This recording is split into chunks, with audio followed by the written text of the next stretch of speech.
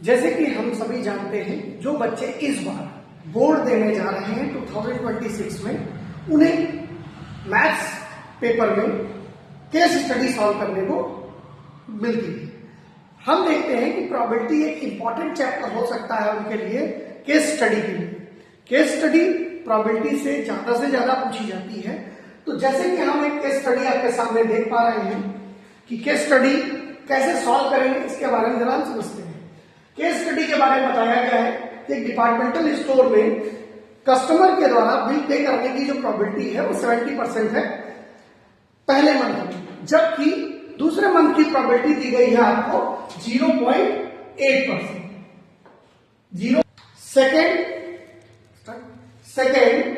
Second month में पे करने की जो प्रोबेबिलिटी है वो 0.8 है, और ऐसे लोग जो पहले मंथ में पे नहीं कर पाते हैं समय पर, उनके लिए 0.4।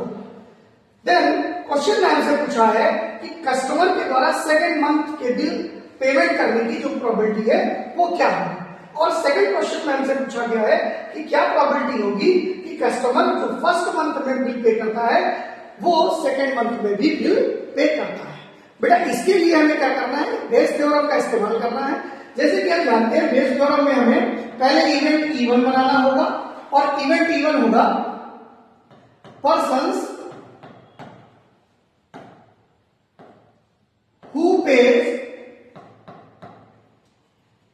who pays bill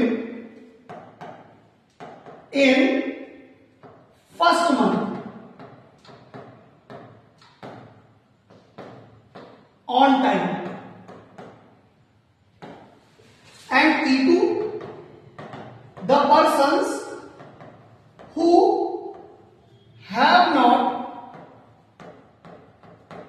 paid bill in first month on time, and condition apply होगी बच्चों इस पर, पर्सन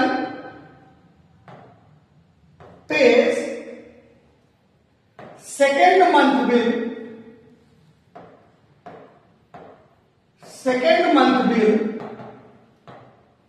ऑन टाइम। जब आपने इवेंट रेडी कर लिया है तब हम इसकी प्रोबेबिलिटी निकालते हैं।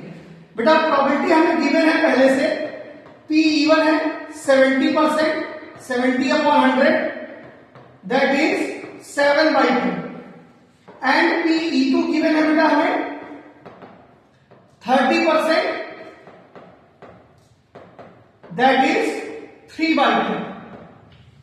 नाउ जब हम कंडीशन अप्लाई कर रहे हैं कि जो भी कस्टमर है वो सेकेंड मंथ में बिल को टाइम पर पे करते हैं, देन ऐसे लोग जो पहले से ऑलरेडी पेमेंट कर रहे हैं उनकी प्रोबेबिलिटी बेटा हमें गिवन है 0.8, एंड ऐसे लोग जो फर्स्ट मंथ का बिल टाइम पर पेमेंट नहीं कर पाते हैं उनकी प्रोबेबिलिटी हमें दी गई है 0.4।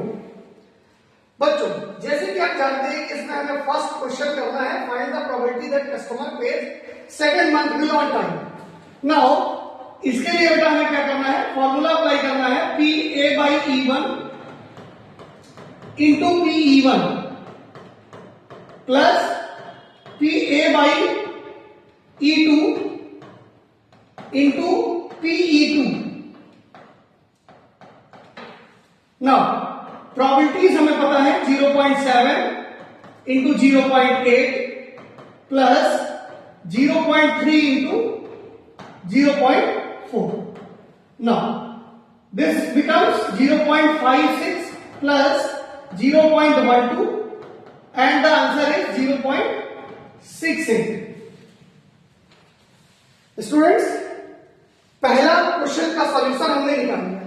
नाउ सेकंड क्वेश्चन का जो सेकंड क्वेश्चन का जो हमारा सॉल्यूशन है उसके लिए हमें फॉर्मूला अप्लाई करना होगा, दैट इज पी E1/A, और बेस थ्योरम के अकॉर्डिंग इसका फॉर्मूला होता है पी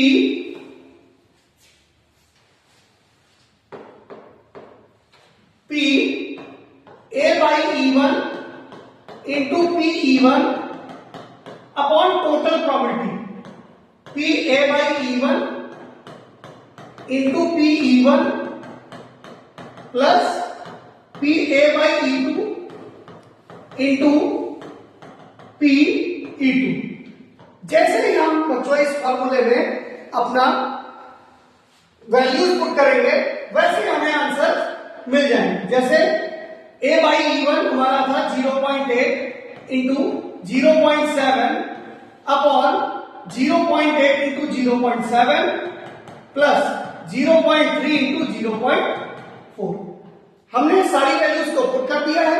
अब इन वैल्यूज को हमें सॉल्व करके आपको आंसर सॉल्व करके दिखाते हैं। 0.56 प्लस 0.182, जैसे कि टोटल प्रोबेबिलिटी हम ऑलरेडी निकाल चुके थे अभी, 0.56 upon 0.68। Now after cancelling this it becomes 14/70।